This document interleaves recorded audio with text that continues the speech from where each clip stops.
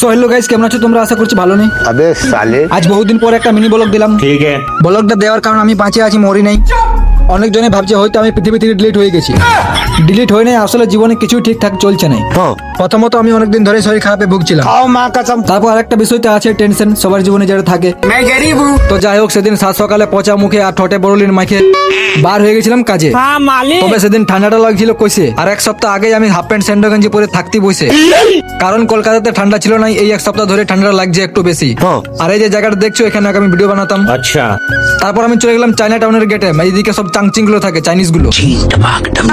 রাস্তাঘাট পুরো ফাঁকা, আমি সাইকেল নিয়ে যাচ্ছি একা একা। হালকা হালকা কুয়াশা পড়ছিল, আর এদিকে লাল সিগন্যাল দিয়ে দিল। যাই হোক, সিগন্যাল খুলে দিল, তাহলে আমি বলি এবার চলো। তারপর দেখলাম একটা গাড়ি পাংচার হয়ে গেছে আর স্টেপ নিয়ে লাগাচ্ছে। তো মা ব্রিজের নিচে নিচে আমিও সাইকেল নিয়ে দৌড়ছি। তারপর দেখলি ও বাবা, আমার সঙ্গে তো ঘটে গেল দুর্ঘটনা। क्या हुई? সালা সাইকেল লেগে গেল আমার পাংচার হয়ে। গাড়ি বাজার কাছে স্টেপ নিয়ে ছিল, ওই স্টেপ নিয়ে লাগাই দিল, কিন্তু আমার কাছে দুটোই চাকা, আমি কি করবো? ये समस्या है रे, क्या बोलने কি আর করা যায়, সাইকেল নিয়ে আস্তে আস্তে হাঁটতে শুরু করে দিলাম। পৌঁছে গেলাম পার্ক সার্কাস স্টেশন, যেটা বলা হয় জঘন্য স্টেশন। তো এক হাতে ভিডিও করতে করতে আর এক হাতে পাংচার সাইকেল নিয়ে হাঁটছি। এখনো অনেকটা হাঁটতে হবে, অবস্থা পুরো খারাপ। বলি কাজে পৌঁছে নাস্তা করে খেতে হবে কাশির সিরাপ। এখনো কাশিটা যাই নাই, হালকা আছে লাগিয়ে। তবে আমার দু একবার চিন্তা লাগে, বলি ভবিষ্যতে খেতে হবে নাই তো মাগে।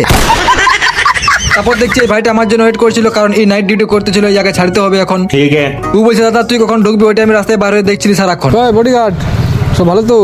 তো ঢুকতে ঢুকতে সেন্সার গেটটা হরলাম করে খুলে গেলাম, দেখছি এদিকে আরেকজন কাঠাই আছে। বলি কি হলো রে, পাউডার জ্যাকেট পরে বসে আছি। বলছি দমে ঠান্ডা। বলি লে ভালো তো বলছিস, কলকাতা ঠান্ডাই নাই। বলছে ঠান্ডাটা কাটার জন্য আমি আরো নতুন করে ক খ গ ঘ গুলা পড়ছি। বলি পর, আমাকেও একবার টানা হাতের এবিসিডি গুলো প্র্যাকটিস করতে হবে।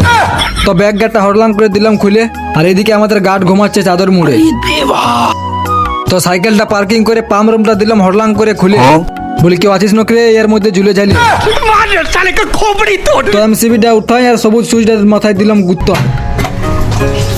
বলি দেখি জলটা উঠছে না, দেখছি ও গদগদ্দা উঠছে, কোনো ব্যাপারেই না। তারপর হরলাং করে আরেকবার গেটটা খুলে দিয়ে ঢুকে গেলাম চেঞ্জিং রুমে। চেঞ্জিং রুমে ঢুকে একটু পেনা ফুটানি করতেছিলাম। তো মুখে চোখে জল মারে পেঁদা ফুটানি করতে করতে রেডি হয়ে গেলাম। আর আমার এই পেঁদা ফালতু ব্লগটা এখানে শেষ করে দিলাম।